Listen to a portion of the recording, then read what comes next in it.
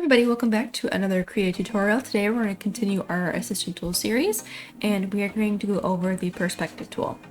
So we're going to activate the assistant tool options by clicking the little icon over here, going to our tool options docker and making sure perspective is selected. So I went ahead and made this, give this a custom color. I'll just say we'll do the blue so we can see this. So here in this panel, because I use this specific tool quite a number of times for this series so far for some reason, you can see how I used it to help with the perspective in my panel here. I was having some trouble getting the perspective correct to have kind of like a bottom up angle, if that makes sense. And I wanted to make sure that she looked like she was in perspective along with the door and everything else. And that worked out really well. It's a very simple tool. So we're gonna go ahead and recreate this. Let's make it 4 points. You can see it as soon as we make the third point, we have our entire grid here. And before I make the fourth point and confirm where I want to position it, you can see that when I move it around, I automatically have a really good perspective. If this were a wall, this would be the farther end of the wall. This would be the closer end of the wall. This would be kind of like a bird's eye view. This, I don't know what's going on here. It'd just be a warped perspective, sure, maybe like a floor or something. So you can see automatically how many different perspectives you can get with this tool. So I'm gonna make that point, and now I can go ahead and adjust where I want everything to be with the 4 corners.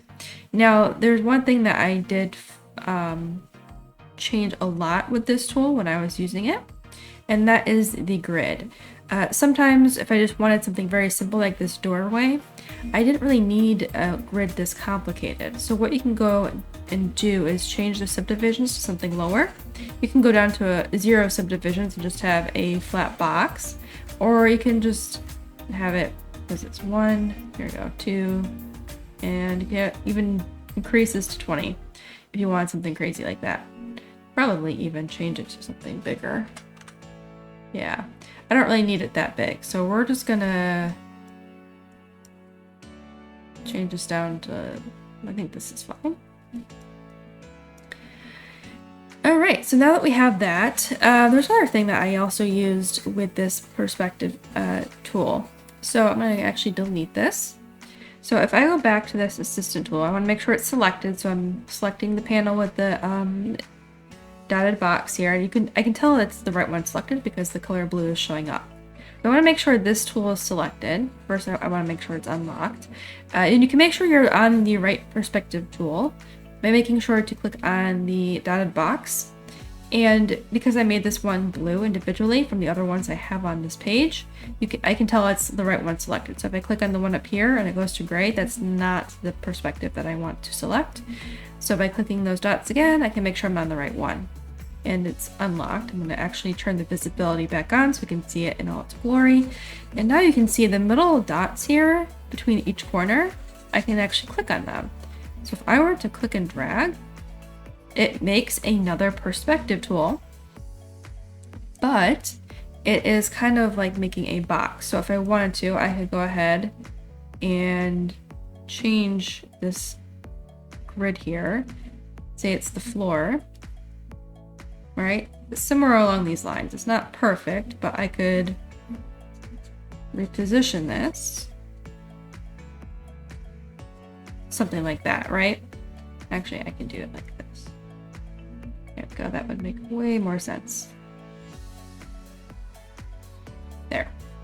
So I now have a perspective grid where I have a wall basically on the floor. So this actually helps out a lot because now I can say, okay, I can see where the angle would be if I wanted to properly make, I don't know, just a proper floor, like maybe a tile or something like that, or I needed just a little bit more reference for making a accurate perspective for the environment. And I can also change the subdivisions to match the original. So that's 4, I've changed it to 4. They don't line up perfectly, but it's pretty close. That was like my only complaint, is they don't line up perfectly, but that's okay. It's not like a deal breaker or anything like that. And if you want to take this a step further, you can actually make another wall here on either side. And I can actually kind of connect it down here. It's not really connected, but I can line it up.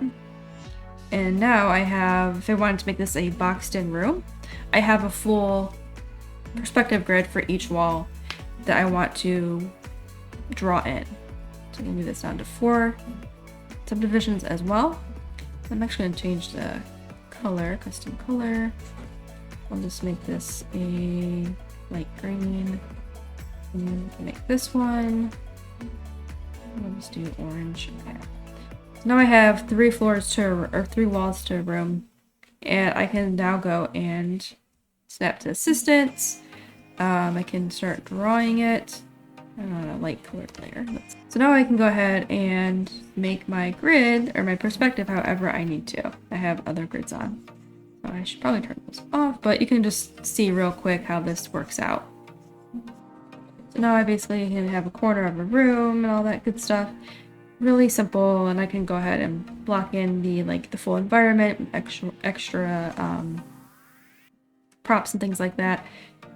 Just sketching it in. But at least I have the perspective now, so I can make sure everything's lined up correctly. I will say that if you're outside of the perspective grid, you can just scribble like normal, even if you have snap to assistance on. That's kind of similar to what other tool did we go over. The parallel ruler, I believe. So it's kind of nice, but also kind of annoying. It's not a continuous perspective like some of the other tools. So that's something you do want to keep in mind. All right, and that's it for the perspective tool. Like I said, it was very simple to use. I definitely recommend it for trying out even just basic perspectives if you're trying to get used to like using the perspective tools or just using perspective in general. This one I think is my favorite out of all of them. It has a lot of flexibility, and I do like that you can add extra walls to it. So if you wanted to make some crazy box, you could, and you can already see that just by doing this, like even though this is behind the first perspective that I put down, it now looks like a top-down box view. And if I want to, I can just connect it so it's blocked in. You know, I basically just made a cage in perspective or something like that. It can get a little messy if you have too many overlapping, so you just want to be a little careful with that. But overall, definitely one of my favorite perspective tools that I've used so far. I used it a lot on this page. I did delete a couple of them later on because it was just getting too overwhelming, but I have been using it a lot, and I really enjoy that tool specifically. All right, so that's it for the perspective assistant tool. If you have any questions, let me know in the comments below. I'll do my best to answer them. If you like this video, make sure to leave a like and subscribe so you don't miss out on the next tutorial where we go over the next assistant tool, and I will see you in the next video.